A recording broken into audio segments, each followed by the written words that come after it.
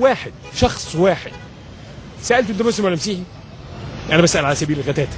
عارف قال لي ايه؟ قال لي انا مصري. مصري؟ طيب ما احنا كلنا مصريين. لا، واحد بس اللي قال كده، مع ان في الحقيقه في مجتمع عنده وحده وطنيه صحيحه المفروض السؤال ده يرفض من بابه، ويقول لي انت بتسالني ليه، انت مالك؟ ايوه ده كلام. السؤال ده اصلا يعامل بعداء. سؤال انت مسلم ولا مسيحي المفروض يعامل بعداء. ليه؟ كده عشان ما حدش له اي دعوه. طب اقول لك حاجه، ما هو دي حاجه تخصني انا وربي بس. طب ما هو ما حدش اتربى على كده. يعني ايه ما حدش اتربى؟ يعني ما حدش اتربى ان انت لما حد يسالك مسلم ولا مسيحي ما حدش دعوه، يعني الكلام ده من زمان في المدارس واحنا متعودين عليه. يعني متعودين عليه عشان ايه؟ خلي بالك ان عشان الامتحانات. مدرس لا لو كانت على الامتحانات بص ما تلفش عليا. الغلطه غلطه اللي قاله ده مسيحي وده مسلم. يعني انا تربيت في مدرسه جيزويت، مدرسه رهبان فرنساويين.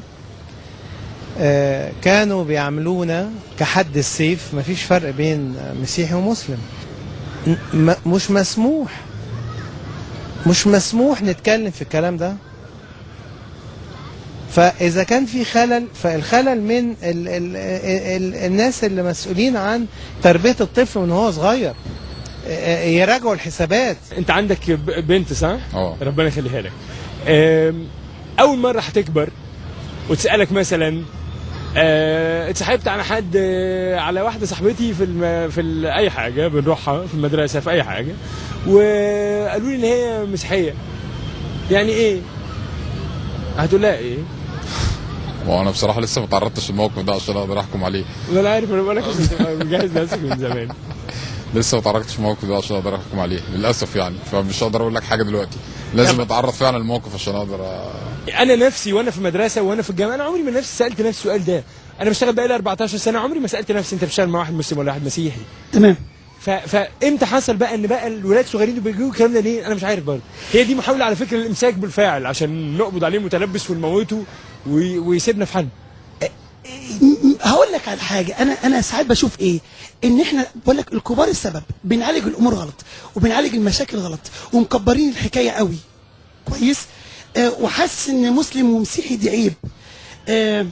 بنت مره جت بتقول لي في المدرسه صغيره، كانت لسه في كي جي 2. الميس في الكلاس بتقول لها فلان ده مسيحي.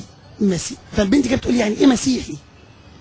هو طبعا المدرسه بتنقلها بتعبيرات واكسبريشنز كده تقلق وتخوف. فالبنت جايه مخضوضه بتقول لي فلان زميلي في الكلاس مسيحي، يعني ايه؟ انا لقيت ان الحل بسيط قوي. قلت لها مش انا عندي ربنا؟ وبنصلي ازاي؟ قلت له عند ربنا بيصلي، بس مامي بتصلي ازاي؟ بتلبس الاسدال، انا بلبس؟ قلت لها اذا مامي بتصلي بطريقه وانا بصلي بطريقه، برضه ما بيحب ربنا وبيصلوا بطريقه ثانيه خالص. الموضوع عندها بقى بسيط جدا. الكبار ساعات بينقلوا الصوره وبتكبر تكبر تكبر تكبر زي كره الثلج وتبقى حاجه كبيره قوي، وبنتكلم فيها كتير وبنرغي فيها كتير، وبعدين نقول في وحده وطنيه وفي يا جماعه لا، الحكايه مش كده، ولو في مشكله واجهوها وافتحوا الجرح واتكلموا. ايه اللي مزعلكم؟ ايه المشكله اللي عندكم؟ بس انت عارف اكتر حاجه مفرحاني بيك ايه؟ ان انت مدرس. ربنا يخليك. والله العظيم مش عارف اعمل لك ايه، مش عارف احتفل بيك ازاي.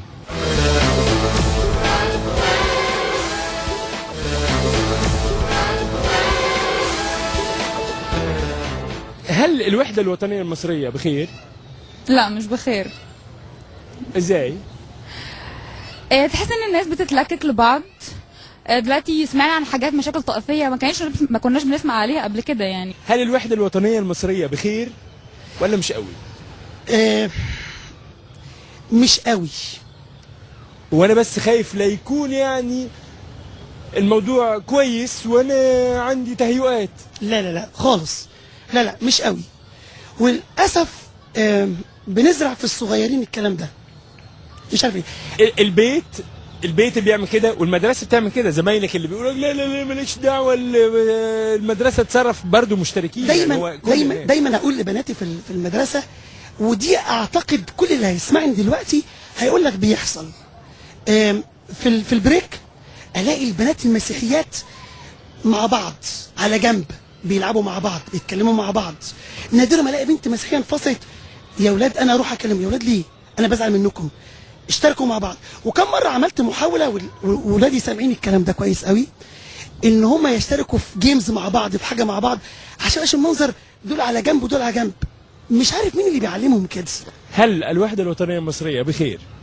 بس السؤال ده مش هيخليها بخير. طرح فكره السؤال اللي مضايقاك دي هي اللي مش هتخليها بخير. حلو قوي، من حقك تفكر كده جدا، بس ليه السؤال اتطرح اصلا؟ عشان الاعلام فجاه هو اللي طرح ده على الناس كانت كلها متعامله بدون السؤال ده. انت الاعلام طلع السؤال ده فخلى بقى اللي ماشي يقول كده. انا معاك ان بيحصل كده، يعني ليه انا افتح الجورنال الاقي مكتوب واحد مسيحي بيتخانق مع واحد مسلم؟ لا، ما انا موزع ليه ما بتكتبوش اثنين مصريين؟ انا يعني عايز اقول لحضرتك حاجه بس عشان نتفق. فكره اهلي وزمالك دي فكره موجوده في شعوب كتيره جدا. تمام. ليه؟ لازم يدستراكت، يعني يغيب عقلك لاسباب ما. اسباب سياسيه، اسباب اقتصاديه، اسباب نفسيه، اسباب معنويه، نيمت.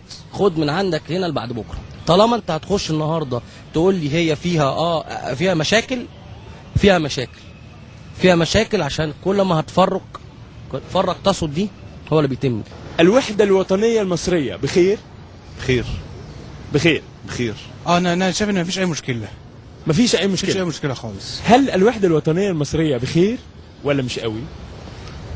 برضو يعني فئات وفئات. كويس. يعني كل ما المستوى الاجتماعي قل، كل ما الموضوع ده بيبقى اصعب. ممكن نربط ده بالتعليم بقى؟ ولا بص يعني مش قادره اقول تعليم قوي، لان في ناس متعلمه برضو بيفرق معاها الموضوع ده، وفي ناس مش متعلمه. يعني بالعكس ممكن تلاقي في الصعيد ناس عايشه مع بعض بيفرقش قوي مسيحي ومسلم. ده مش ممكن على فكره، ده في قرى ومدن. بالظبط. وفي مناطق لا تلاقي ده جزء مسلمين، يعني لو مسيحي دخل تبقى مشكله. حلو قوي. تعالي نحاول حوادث صغيره كده. الناس اللي بغض النظر عن درجه تعليمهم عندهم فرق في راسهم، عندهم مشكله ما تفتكري مصدر ده ايه؟ مصدر ده مثلا طريقه بتربوا بيها في البيت، فهو موروث كده عندهم في العيله دي. مصدر ده هو الخطاب الديني سواء عند دول او عند دول. مصدره منين؟ ممكن يبقى كل ده مع بعض. يعني ممكن يبقى في البيت اصلا. يعني مثلا ساعات ابني يجي يقول لي هو ده مسيحي ولا مسلم، اقول له انت بتسال السؤال ده ليه؟ يعني هتفرق معاك ايه مسيحي ولا مسلم؟ لكن ممكن انا يجي يسالني السؤال ده اقول له لا انت تصاحب دول بس ومالكش دعوه بدول، فالبيت بيفرق. برافو عليكي. الاجابه بتاعت السؤال اول مره غالبا بتعني كثير من الفرق. اول مره الطفل لو نطت في راسه لانه سمع حد بيتكلم في الفصل ولا سمع حد بيتكلم من الولاد بيلعب معاهم، اول مره بيجاوب عليه ازاي الاجابه دي. لو اتقال له فرق معاك في ايه ممكن ما تفرقش معاك طول حياتك. البيت بيبتدي مع المدرسه، معاه بقى سواء بيروح كنيسه او بيروح جامع، بيفرق. هو بيسمع ايه برضه في دول، في كلام برضه بيتقال في هنا وهنا، يعني في الاثنين. فعلى حسب برضه المفروض ان هو وكلام بيتسمع، يعني سواء من هنا سواء من هنا بيبقى معروف ده بيقول ايه وده بيقول ايه. فبرضه ده لازم يتعمل لها كنترول، ان هو لا يا جماعه مثلا بلاش نتعرض للموضوع ده. في مواضيع كتيره جدا ممكن نتكلم فيها سواء في الجامعه او في الكنيسه. شيخ في جامع لو بيكلم الناس عن هذا الموضوع وبيحكي لهم الحديث ده تحديدا، اللي هو عنده النسخه دي وعنده نسخه اخرى، تبسمك في وجه اخيك صدقه، وهو ما شرحش ان اخيك ده وراح واحد ساله طب وانا لو تبسمت في وش واحد مسيحي صدقه برضه. ما بيشرحوش كده تفتكر ولا دي تهمه هم براء منها؟ طبعا الاغلب الاعم، ما هو جهل واصل على الكل سواء كانوا. لا بس الشيخ المفروض هيبقى يعني شخص دارس، يعني ما فيش شيخ في جامعه بيبقى جاهل يعني. سؤال مباشر جدا. اوكي. هل الوحده الوطنيه المصريه بخير ولا مش قوي؟ لو قلت ان الوحده الوطنيه مش بخير، لكن مش ما فيهاش